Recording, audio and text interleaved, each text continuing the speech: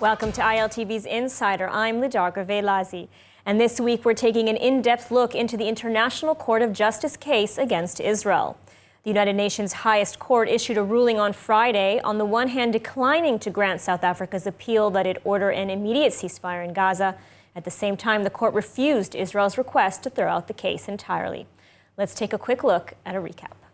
In its decision in The Hague, in a 15-2 vote, judges ruled that Israel must take all measures within its power to prevent genocide against Palestinians and to deliver humanitarian aid, two things Israel is already doing.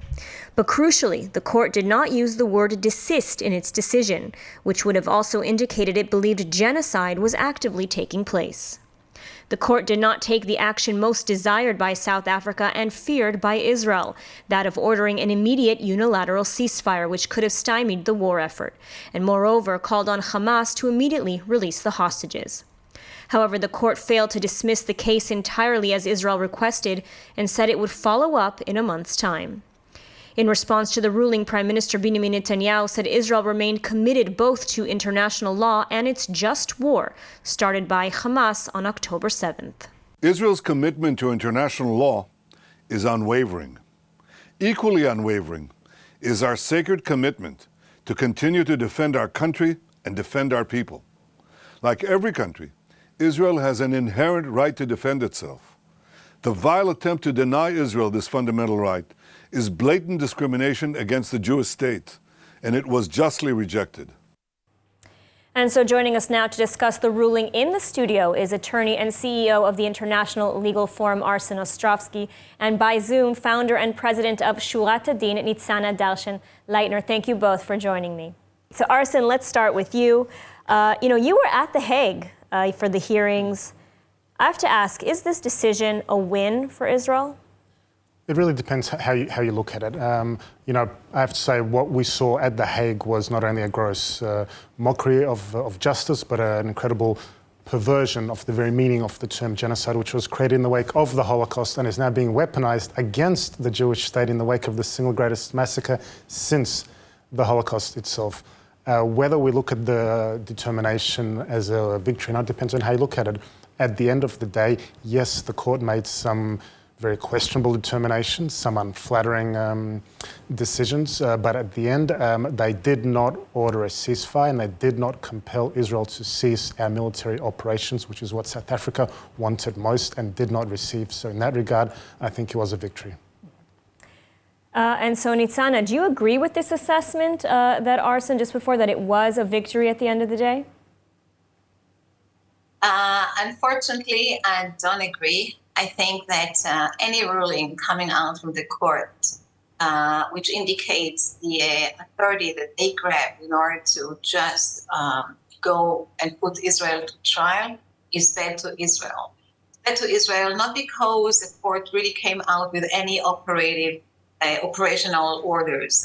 In the end, the court did not touch the question if Israel commit genocide. It's not the time. The court did not come and order Israel to desist from the war. The court did not order any decisions that obstruct Israel or limits its power. But from giving any decision in this manner, Israel automatically and subjectively will limit itself. Because right now there is a sword hanging out on the neck of the Israeli state to be very, very careful. Israel will have to be more cautious than it was before in order not to harm civilian lives, in order to provide humanitarian aid, despite the fact that Israel knows that the majority of this aid goes to Hamas organization. Dealing with an issue of war crimes in a tribunal that was supposed to judge the other side for war crimes is bad for us. Mm-hmm. Interesting. And so, Arsen, I want to talk a little bit about this, the composition of the judges. 15-2 was the vote. The one judge, a judge from Uganda, who voted against every single measure sought by South Africa against Israel. So first of all, what's your take on this judge? And also, you know, if you're looking at some of the judges from other countries, you see we have judges from Russia, China, Lebanon, not exactly countries friendly to Israel. Is Israel going to be able to even get a fair trial moving forward? That's a good question. I mean, when we look at the composition of the court, first of all, itself, the judges that are appointed to the court, they are appointed through the United Nations. So it's a UN stamp on them. So you already have a question mark from the very beginning. And then when you look at the composition of the 15 judges that were here, you know, you included judges from countries like Lebanon, China, Russia. So you weren't exactly getting a, you know, let's just say the fair hearing from the beginning. So there are certainly questions in terms of their impartiality and ability to judge this case, and certainly any matter concerning Israel and the Middle East conflict with impartiality, as they ought to with any other case. With respect to this particular judge from Uganda, I mean, it really is quite remarkable. You know, sometimes we do say that heroes wear capes, sometimes they wear judges' robes as well. Her decision, her reasoning, her dissenting opinion, it was something that steeped in incredible moral clarity with regard to international law as it ought to be applied. And you can also tell by a person who has seen, growing up in Africa, coming from Uganda, she has seen conflict firsthand. She has seen what genocide truly is. You know, she's the first female African woman appointed to the judge. She has a doctorate in human rights and international law, so she knows very well what those things mean and how they can be misapplied and misused, as they were indeed by South Africa in this case. So she really does need to be applauded for the courage and the conviction with which she dissented here. Absolutely. And Nitzana, turning back to you, as Arsen pointed out, the ICJ is the UN's highest court, but at the same time, the UN is found to be complicit in Hamas terror activity under UNRWA and has, a history of anti-Israel bias. So how can this same body, this court, be taken seriously when bringing Israel to trial for genocide? I mean, how can you explain this? That's a problem. You touch upon a very important point. The UN, except for allowing Israel to, people in Israel, to create a Jewish state, turned its back completely since then against Israel. Any decision is given in the General Assembly is against Israel. The UN Human Rights Commission comes constantly with reports condemning Israel in different wars that Israel tried to defend itself. And any second decision in the committee is against Israel. You have tens of countries in the world that breach bravely human rights, and yet it's Israel who stand on trial constantly. The Red Cross did not do anything for the hostages in Gaza, the Israeli hostages.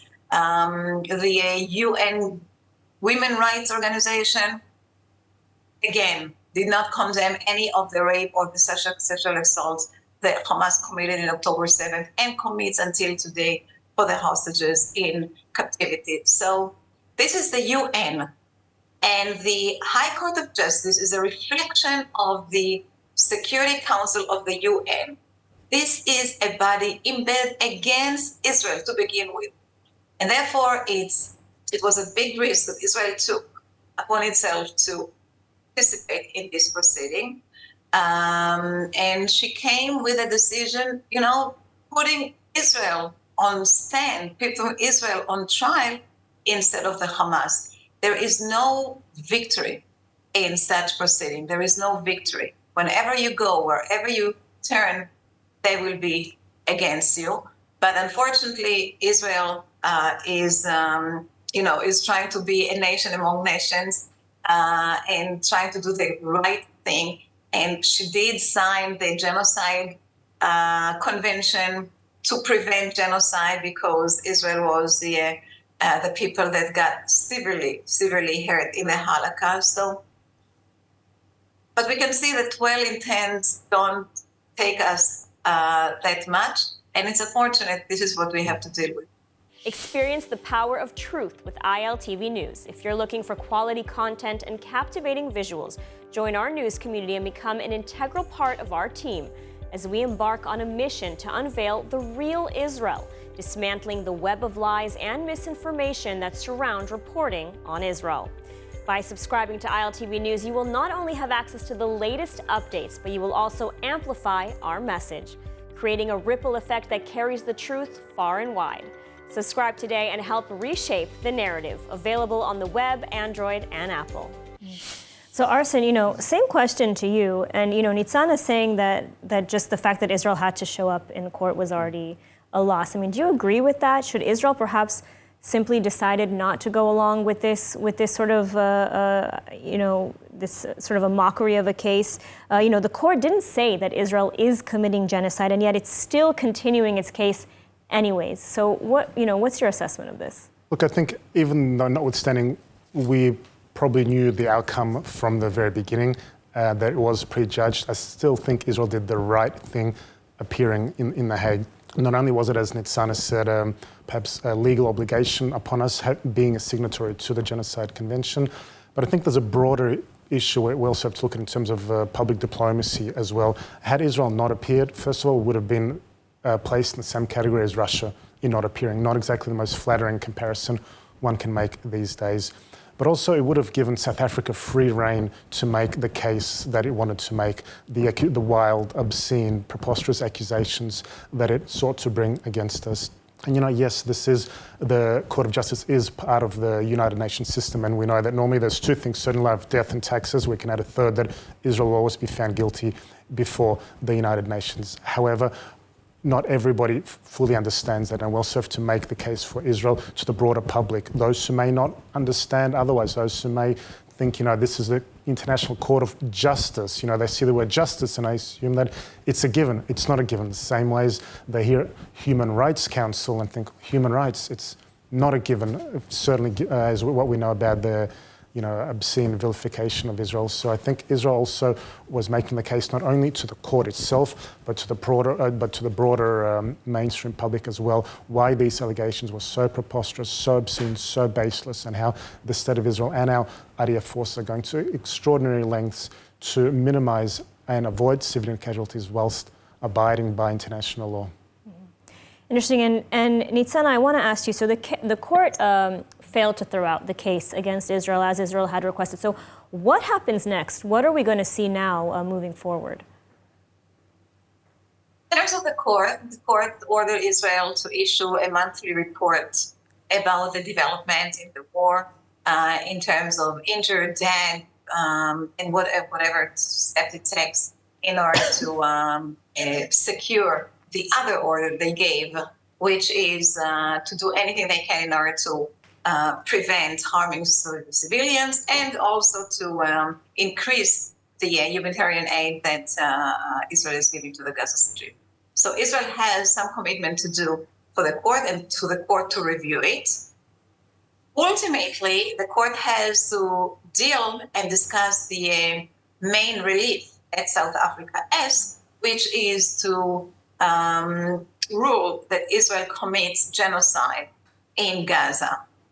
And for this proceeding, the court, as opposed to this preliminary one that we just had, will have to hear witnesses, will have to examine evidence, will have to call officials, perhaps officers, perhaps representatives of the other side, which is South Africa, to come and to present the whole case. And this, as we know from other proceedings, not necessarily in the High Court of Justice, but in different courts, may take several years in order to finish and to come to an end.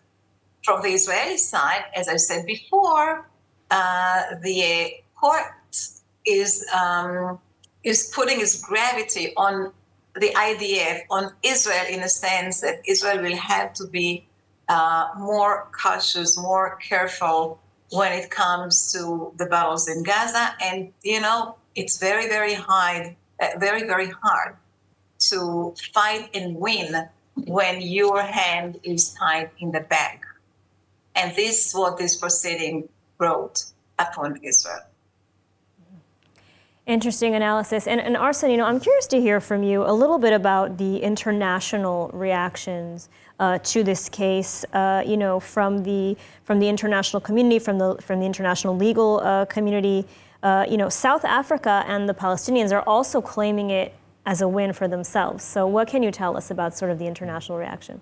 First of all, let's be under no illusion. South Africa was not acting here out of any sense of altruism or care for the Palestinian people. South Africa was acting as legal counsel both for Iran and Hamas. But it is telling in terms of the international reaction, both in terms of who came out to condemn these hearings and who came out to support South Africa's case. And we saw the leading democracies, the United States, Germany, Austria, UK, Canada, Italy, others, France, they came out to condemn the politicization of these proceedings, the perverse or subversion of the very term genocide itself. And Germany, by the way, was very, very clear about that, specifically in their statement. Within 60 minutes of the conclusion of the hearings, actually, Germany came out with a statement condemning this, understanding very well what genocide is themselves, given obviously their history, and going even one step further than all the other countries to actually say that in the event these proceedings will go to full hearing, Germany will formally step in as a party on behalf of Israel, which was something incredibly important, I think, and powerful. I think we'll see more and more democracies come out as time will progress. Yet, we had France and some other democracies sitting on this panel who did vote against Israel. True. I mean, look, the judges, yes, they are representatives of their countries. They don't necessarily vote with or as their countries always might otherwise in terms of the country's front policies. That was unfortunate. But it was also telling that, who came out immediately in support of South Africa's case. It was Iran and it was Hamas who came out to applaud South Africa's taking of the case. South Africa were even asked on the steps of the Court of Justice, where I was at the time, do you consider Hamas a terrorist group? And they said, no, they don't operate on South African soil. So I think it's imperative, and the case also made during Israel's submissions that, in fact, it wasn't Israel that ought to be on trial, but Hamas, but in addition, South Africa as well, because South Africa also breached their obligations under the Genocide Convention by embracing Hamas, which in itself is a genocidal party here.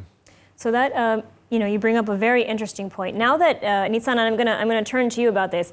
Now that Israel is, appearing before the International Court of Justice, and, there are many voices here in Israel saying, well, why not turn the tables? Why doesn't Israel bring proceedings against, say, a country like Iran or South Africa, and sort of turn the tables on this? So what's your assessment of that? Becca, you're absolutely right.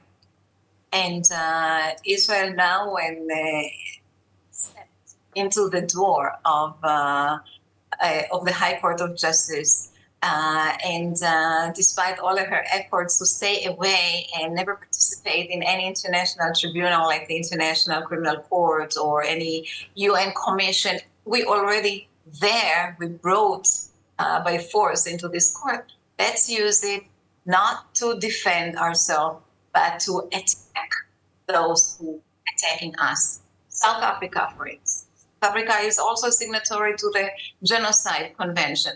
Let's look and see whether South Africa is taking steps against certain population in South Africa, like the Jews.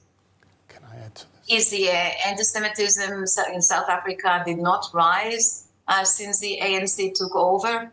Or genocide or call to genocide against the whites, which in recent years became a minority in South Africa, but a depressed minority. And we heard some demonstrations calling against the white person, calling for its destruction. And as you mentioned, Iran. Iran is the mother of Hamas, of Hezbollah, of Islamic Jihad organizations that want to destroy and destruct and to demolish the state of Israel. Isn't it genocide? And Qatar. Let's face it, Qatar is the one who funds Hamas, who hosts Hamas leaders in its territories. Qatar is also, should be brought into a court of justice. Israel is there, so let's utilize this weapon now against our enemies and win. So, Arsen, I want to circle back to you about this. Should Israel, approach the ICJ and bring to trial countries like Iran, like South Africa? Well, Israel's already thinking about that. Just the other day, for example, Gideon Sa'ar, who was a former Minister of Justice himself, actually said that Israel ought to commence proceedings against Iran. And I think he's absolutely right here. The Genocide Convention itself, it was never meant for the circumstances like we're seeing here in Gaza, where Israel is exercising its legitimate and inalienable right of self-defense against a genocidal terrorist group. But it was made precisely to be applied against regimes like Iran, which are openly genocidal in their intentions and are the primary supporters of groups like Hamas, like Hezbollah and Islamic Jihad. But I think in a broader picture also, the precedent that this determination of the Court of Justice set in allowing for such a low threshold for countries to commence proceedings basically means that any state, Russia, China, Iran, North Korea is a signatory actually as well, can commence proceedings against democracies and therefore hamper and constrain our abilities to fight jihadist terror. All right, well, we are almost out of time. Nitzana, I want to turn to you now for final thoughts. Look, whatever our enemies are doing to us, we have to stay focused in our main goal, which is to demolish Hamas, to kill the terrorists, to destroy their infrastructure, and to live safely in our country. And don't let any tribunal, international, don't let the UN, don't let any international organization that hates us to stand in our way. We received what we received in the International Court of Justice. We'll continue with this proceeding, but let's stay focused on the end goal, which is to win this war by demolishing Hamas and bringing back the hostages. All right, and Arsen, final thoughts. Look, I agree. No court, no tribunal in the world will tell Israel to stop doing everything we can, we must, we should, in order to defend our nation, to defend our country, and to bring back our hostages. Israel and the IDF have gone above and beyond our obligations to conform to international law. We have nothing to fear in that regard, and we'll do whatever we need to bring our hostages and eliminate Hamas. Absolutely. All right. Well, that's all the time we have this evening. Thank you to our guests, Nitzana Dalshan-Leitner and Arsen Ostrovsky. For more of the latest updates from Israel, make sure to subscribe to our newsletter at ILTV.tv. I'm Lidar Gravelazi. Thanks for watching. Let's win the war and bring them home.